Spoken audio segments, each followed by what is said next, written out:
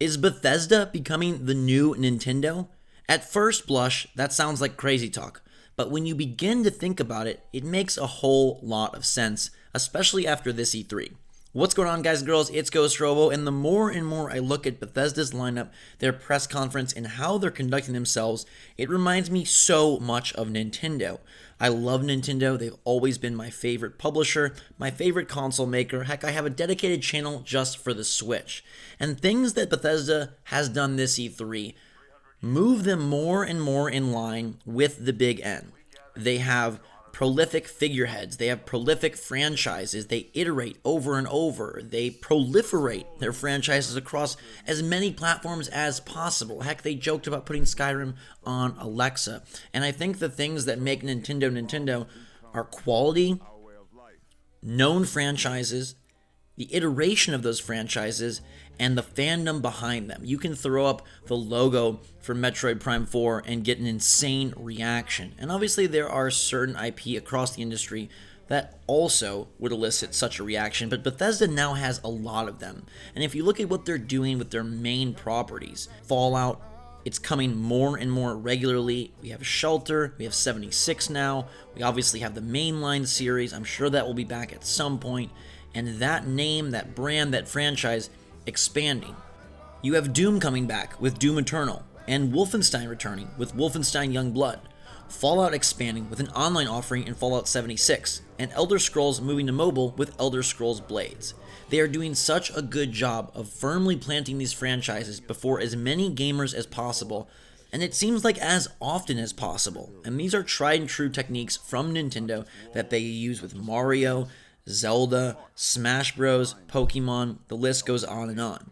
And I do wonder when fatigue begins to set in, because we often hear, oh gosh, another Mario game. From the naysayers, it's, oh, you just put Mario in everything. You got these Mario sports games, and this Mario Party, and this Mario Kart.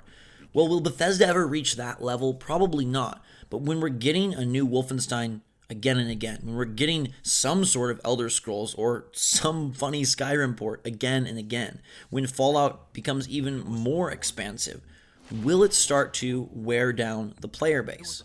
Regardless, they are establishing themselves as one of the top publishers. That's probably been a thing for a while now. But look, they throw up that Elder Scrolls 6 logo. It's just a logo. It's just a pan over a mountain range. And people go bananas. That game is 5-6 years out. Todd Howard said basically, hey, we're showing this because people have asked for it for so long. They want to know if it's coming. Yes, it's coming. That seems like such a Nintendo type mood. And Todd Howard himself gaining more and more popularity as this awesome figurehead that steps on stage and just speaks words of gaming gold. It's very interesting to notice the parallels, and even though their games couldn't be more different in terms of content and characters and even genres, it's a pretty big accolade to be compared to Nintendo. Bethesda is clearly planting these franchises before gamers and trying to establish an arsenal of IP that are always successful and always wanted. I don't know if we'll keep seeing Wolfenstein, Doom, Elder Scrolls, and Fallout. Heck, we even got a Rage sequel this year.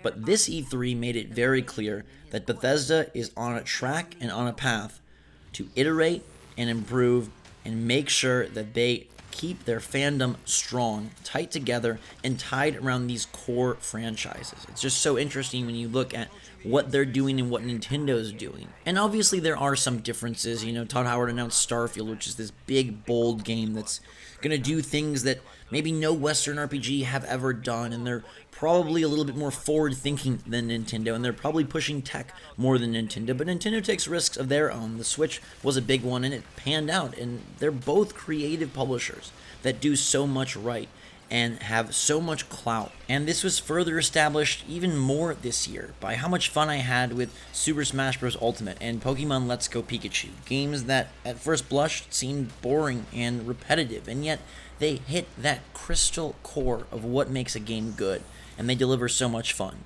On the Bethesda side of things, I had next to no interest in an online Fallout before E3, and yet when Todd Howard came out and walked us through Fallout 76, I was hooked. It's one of my favorite titles of E3, and as I mentioned previously, I didn't care at all about Fallout 76.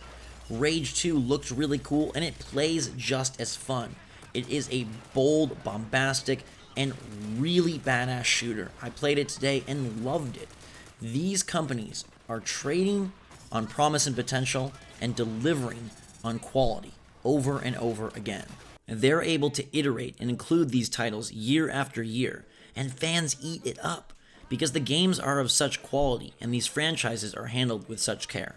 Do you think Bethesda is starting to remind you a little bit of Nintendo, at least in terms of practices and plan?